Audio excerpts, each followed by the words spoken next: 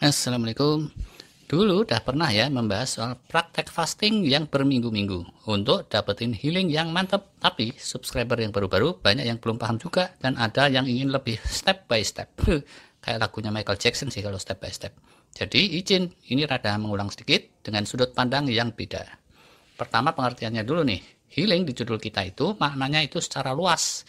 Termasuk juga di situ itu repair, rejuvenation, revitalization, pokoknya yang serumpun dengan itu maknanya.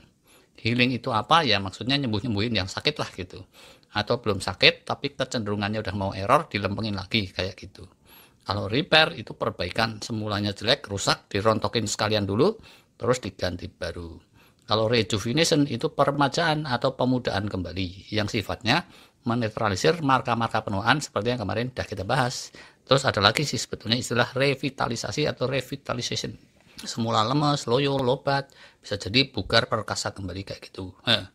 Healing, repair, rejuvenation itu yang disasar selain hallmark of aging, biasanya itu gangguan-gangguan degeneratif, entah hipertensi, jantung, bawaan stroke, diabetes, asam urat, kanker, kepikunan, atau gangguan otak syaraf, gangguan sendi otot tulang, dan serangkaiannya itu. Nah, salah satu tekniknya untuk healing rejuvenation ini, yang rada kenceng dan klasik, itu dengan fasting atau puasa. Yang sahih banget, saya nggak bisa jamin juga, tapi ini saya sharing yang pernah saya praktekin beberapa kali, dan terbukti manjur, atau boleh dibilang sampai pada level mencengangkan gitu kemanjurannya. Ini gradasinya 1001, tapi yuk mulai dari yang paling ngawur dulu.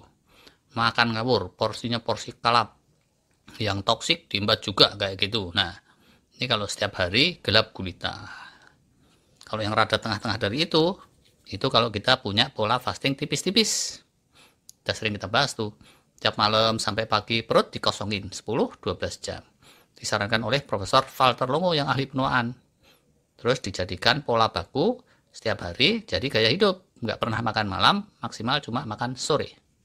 Terus yang toksik-toksik diminimalkan. Gula, fruktosa, trans fat, processed food, junk food, seterusnya. Selain keseharian kita kayak gitu, setahun sekali ada bulan healingnya, bulan Ramadan gitu ya kalau yang muslim, atau kalau pakai metodenya Profesor Longo, FMD namanya, Fast Mimicking Diet 5 hari yang cukup intens, atau bisa juga dikombinasikan keduanya. Semuanya ini udah pernah kita ulas juga. Rada lebih bagus lagi dari itu, terus diseling dengan puasa Senin Kemis. Tapi sebenarnya kalau fasting yang baru kelasnya 13-16 jam, itu masih kelasnya intermittent fasting, puasa ringan. Jadi, kalau mau mencanangkan semacam bulan healing gitu, selama katakanlah 8 minggu, terus-terusan aja 2 bulan. Intermittent fasting yang 13-16 jam, masih minum air putih. Dan timingnya malam hari, bukan siang kayak pas puasa Senin Kemis. Cuma ya, nah ini, kalau mau lebih solid, lanjutkanlah dengan extended fasting. Tapi jangan berlebihan. Yang saya praktekkan dulu kayak gini nih. Pertama, setel dulu pola hidup sehat secara umum. Tidur nggak boleh ngawur, makan nggak boleh ngawur, pikiran mesti senantiasa positif, kayak gitu. Keduanya, jalanilah intermittent fasting tadi setiap hari selama masa terapi, yaitu saya dulu itu 9 minggu, tapi di luaran sana ancar-ancar dari para pakar 8 mingguan atau 2 bulan. Nggak ada cheating day-nya barang 1 hari pun selama 2 bulan itu. Ketiganya, jalanilah XF atau extended fasting 1 atau 2 kali seminggu, atau rata-rata 1,5 kali, jadi selama 2 bulan itu 12 kali lah gitu minimal. Intermittent fasting itu gimana teknisnya? Ya gampang aja sih. Intinya puasa malam, terus sifatnya water fasting, masih boleh minum air putih atau asupan yang zero kalori. Durasinya minimal 13 jam, walaupun kalau dokter-dokter progresif itu rekomendasinya 16 jam yang disebut 16-8 fasting.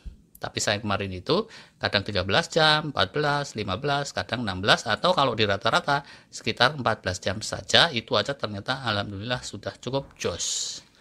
Catatan lain, makan malam atau last meal suapan terakhir paling lat jam 7 sore.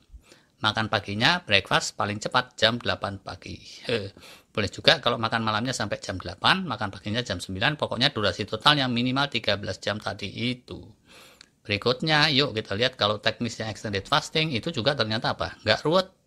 Makan malam terakhir sama dengan yang tadi itu ya, sekitar jam 7 atau gampangnya antara jam 6, jam 8. Sampai jam sahur dini hari masih boleh minum water fasting. Menjelang subuh biasanya saya sahur air putih, terus dari subuh sampai maghrib dry fasting biasa, persis saja kayak orang puasa muslim yang tipikal. Buka puasanya maghrib dengan porsi kecil yang biasa saja. Bisa juga pas maghrib itu bukannya cuma air tok, meal benerannya baru di awal waktu isya sekitar jam 7, jam 8 malam. Durasi totalnya jadi bisa dapat minimal 21 jam atau maksimal 26 jam. Gitu. Catatannya di sini, kalau yang extended fasting ini mesti pembiasaan dulu. Nggak bisa main langsung asal jebret kayak yang intermittent fasting. Kalau dipaksain langsung extended fasting itu biasanya ada drama-dramanya gitu deh. Entah pusing, lemas, keruk-keruk di perut kayak gitu, walaupun ini juga mungkin gak terlalu bahaya sih. Hasilnya gimana? Kira-kira ya. Di minggu ketiga aja itu udah berasa healingnya. Pengalaman tiap-tiap orang ini bisa variatif, silahkan aja dicoba-coba sendiri. Manfaatnya apa? Persisnya jawaban ilmiahnya saya nggak punya yang sahih. Tapi kalau dikira-kira berdasarkan pendapat para ahli mestinya ya, pertama itu akan cukup kenceng dapat autofagi, perontokan sel-sel dan organel-organel sel yang jelek-jelek.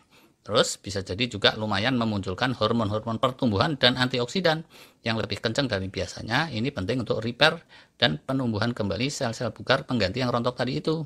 Di samping itu ada kemungkinan juga terpicu lebih banyak stem cell yang bisa memunculkan healing yang kelasnya mencengangkan tadi itu. Secara lebih panjang lebar kita sudah pernah bahas di satu video. Healingnya menurut saya itu sangat nyata. Sesuatu yang dalam obrolan medsos dianggap sulit tersembuhkan, kayak sakit sendi, obesitas, sakit tulang, otot, ternyata bisa hilang tuntas. Kualitas tidur bisa lebih mantap. Hasil check up ternyata juga membaik dibanding tahun sebelumnya. Kayak gitulah kira-kira kalau pengalaman pribadi.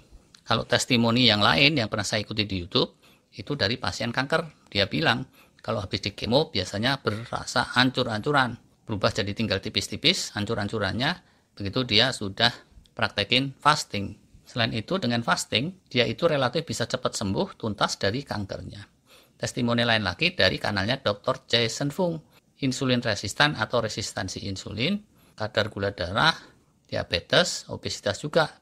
Yang pernah dia terapi jumlahnya bukan sekedar 10 atau 70, tapi ratusan atau bahkan ribuan.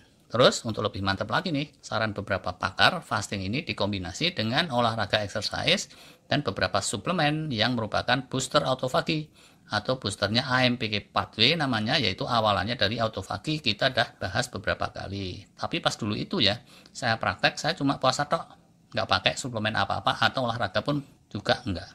Dan hasilnya ternyata mantep. Cuma mesti dicatat di sini, ini bukanlah rekomendasi medis atau sejenisnya, sekedar sharing pengalaman pribadi. Kondisi tiap orang itu beda-beda, sedangkan fasting, khususnya yang extended fasting, itu jangan main ikut-ikutan saja. Baiknya konsul dulu sama dokter atau nakes profesional yang mumpuni. Di Indonesia insya Allah sudah ada cukup banyak yang paham extended fasting. Insya Allah. Itu deh sharing kali ini. Terima kasih.